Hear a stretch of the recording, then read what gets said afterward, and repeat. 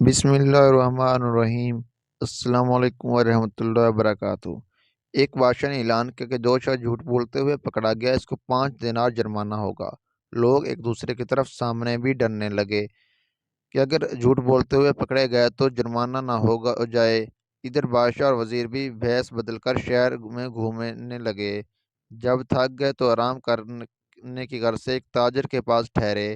اس نے دونوں کو چائے پلائی۔ بادشاہ نے تاجر سے پوچھا، تمہاری عمر کتنی ہے؟ تاجر نے کہا، 20 سال۔ تمہارے پاس دولت کتنی ہے؟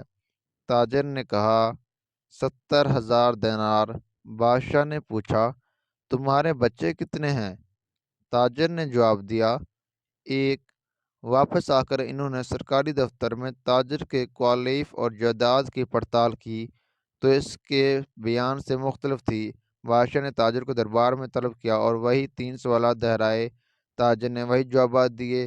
بادشاہ نے وزیر سے کہا، اس پر 15 دینار جرمانہ عائد کر دو اور سرکاری خزانے میں جمع کرا دو، کیونکہ اس نے 3 جھوٹ بولے ہیں۔ سرکاری کاغذات میں اس کی عمر 35 سال ہے، اس کے پاس 70,000 دینار سے زیادہ رقم ہے اور اس کے 5 لڑکے ہیں۔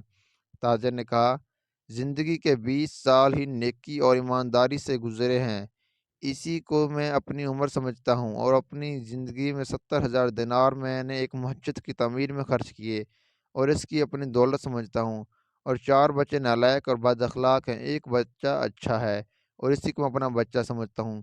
یہ سن کر بادشاہ نے جرمانے کا حکم واپس لے لیا اور تاجر سے کہا، ہم تمہارے جواب سے خوش ہوئے ہیں۔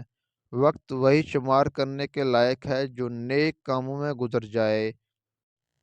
دولت وہی قابل اعتبار ہے جو راہ خدا میں خرچ ہو جائے، اور اولاد وہی ہے جس کی عادتیں نیک ہوں۔